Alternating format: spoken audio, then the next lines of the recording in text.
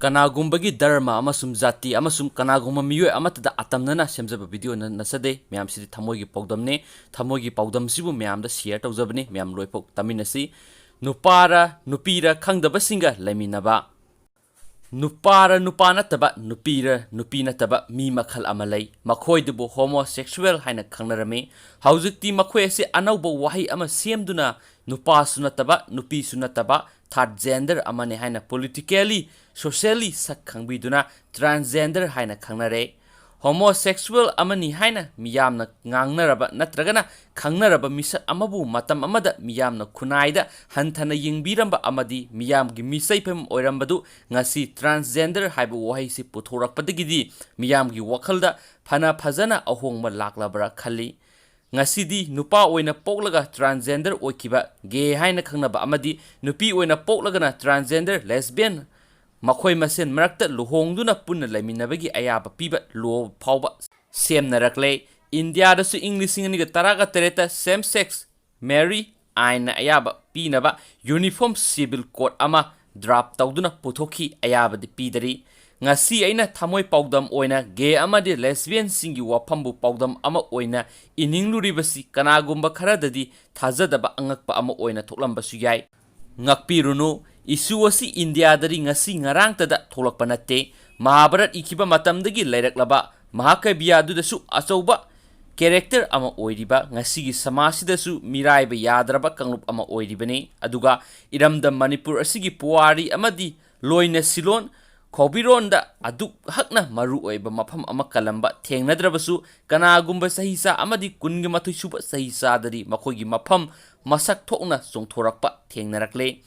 thijin humjin tawduna ithokpa wareng nataba paruba khangluba tarubadagi tungsinkiba memory aduga image na urakpa kharaduga iningba ithil ama phawraktuna kalam paikhalubani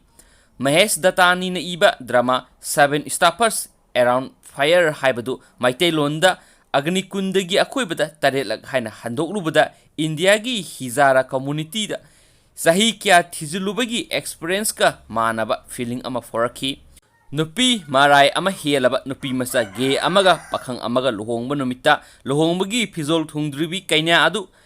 kerosene haijinduna mai tharaga hatkiba mihat adugi maramda social scientist nupi amana thijin humjin tawduna mihat padu puthonaba honarakpagi warini thijin khongsat aduda hizari singi taibangda asum changsiluba handokpa waba tamthiraba taibang ama oirambagi waridu drama performance onthoknaba plan tawruba transgender nupa khara actor oina semgat ke khaluba onthokpa ATM ama tawruba maithiraba experience aduna wareng asi iningbagi ithil pirakhibani aina ikai khumnazaraba senior oiraba theater guru director amana hairakhi ama loina bapho warabadu nangna kanglup ama loinage loige khaluba wakhal adu thadu lilata nate nangi imung adu su sarbana sagani masida nate makhoiga naknaruba loinaruba maruk mapang kaya dagisu report lauki datani gi lirikta yauriba research finding mayamduga aikhoigi sida leiriba ge wall asiga angakpa phangna khetnarame hogdoksaruriba wafamsi thijin humjin tawduna scholarly study ama tawba yaba achauba hiram amane wasi koithokseraroi Manipur gi contract study ge natragana lesbianism haiba universal concept adu pansinduna nainaningde nupi sabi haiba wahai asidi Manipur gi performing art makhal ama oiriba sumang lila haina khangnariba art form asiga mari leinai nupa oiragasu nupa manba nupi gi behavior rom da hena naksinba mi makhal adubu aikoina nupi manbi hainarame asumna nupi oiragasu nupa gi lisat satpi fijet saksa nupa gi matau tamjabi nupi su tholai makhoi dubu nupa saba haina khangnarakhi khunaisida Indian context hizara kinner western dana homosexual haibasiga Manipur gi nupi manbi sabi haibasiga anisigi miyoi kanglup amatta oina lauduna nainaba langani hizara natragana kinner singdi makhoi tagi oiba tokhaiba laikai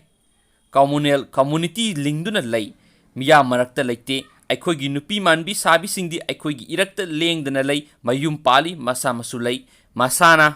masabu third gender transgender ni haina saktak saba pamjaba nupa masa sing asi makhal kya gi medical test tawduna karamba biological disorder lebagi sangyeng ladi khangani makhoi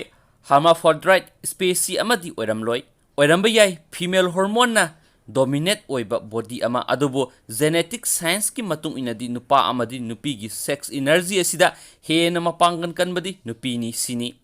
X chromosome haibisina nupi gi sak lepna famni Y chromosome haibisina nupa gi ni nupi energy asida X chromosome ani yawi nupa gi sperm amadana XY chromosome amamam ahumga amaga thengaina bada ahum na ngamba hauna sani energy ani sina amatta oikraba kan X ani lehauraba oirakadoriba angangdu nupi oire X amaga Y amaga lehauraba kandana angangdu nupa oira I haibadi nupa oiraklaba zygote mi ama oirakpagi mamagi phibuknungda semlakkiba ahanba united cell aduda yauribadu XY chromosome ni atopa wahaida nupi maset amani gay ama natragana lesbian ama haibasi karamna oirakkibano haibagi biological explanation ngasi phawba piba ngamdri science na hormone dysfunction amadi laimin chamin naruba loina tin naruba mayamdugi influence na su kanagumba amagi lamsat hainabi honghanba yai nupa na nupi malakpa nupi na nupa malakpa